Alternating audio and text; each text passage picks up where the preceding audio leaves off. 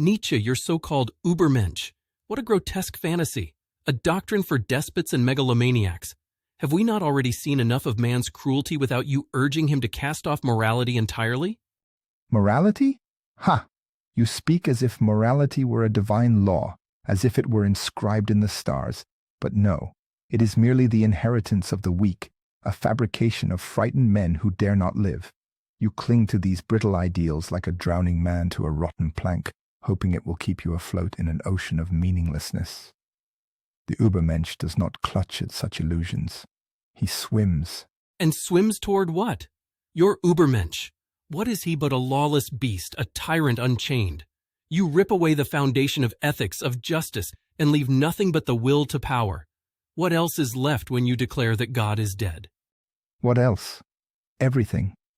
The death of God is the birth of possibility. When the old idols crumble, when the false priests and their dogmas lie in ruins, man is no longer a slave. He becomes a creator. The Übermensch is not a beast, but an artist of life itself. He does not need commandments handed down from the heavens. He gives himself his own law, his own values. And who is this Ubermensch then? I see no sign of him, only the same petty, wretched creatures as always, lying, cheating, slaughtering one another. Is this your great triumph? The same old savagery, only without a conscience? He is not yet here, but he must come. Man is something to be overcome. Look around you.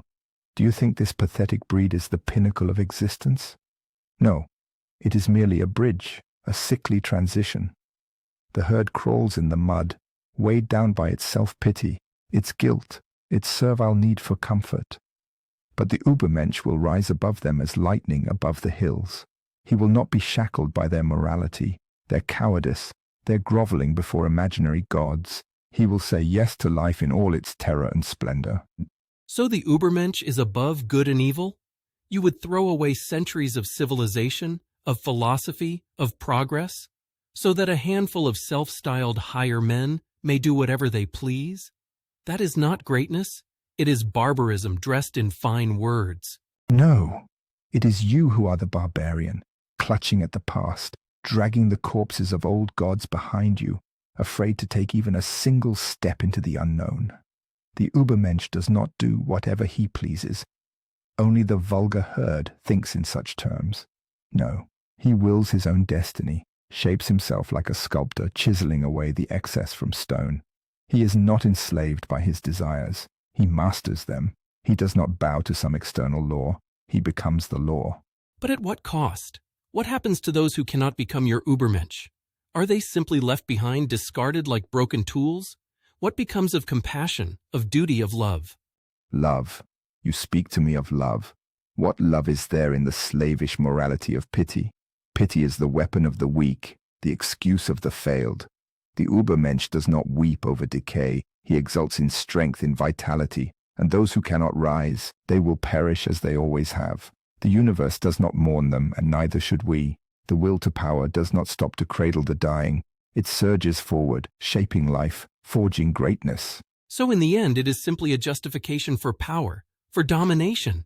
You may dress it in poetry, but what you truly worship is force. Is that not the very thing that has led men to war, to conquest, to tyranny? No, you still do not understand. The Ubermensch is not some petty conqueror, some brutish warlord.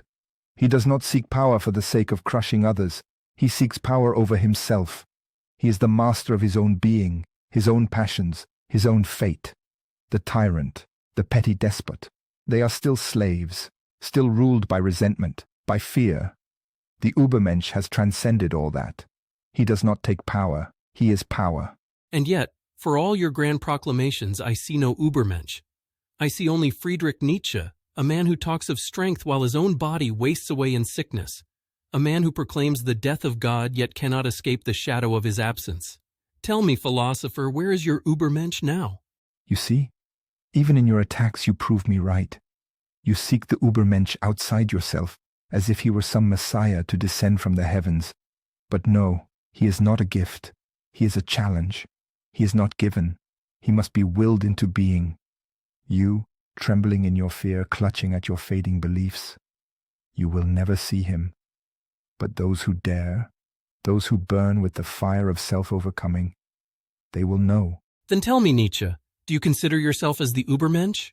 No, but I have seen his shadow.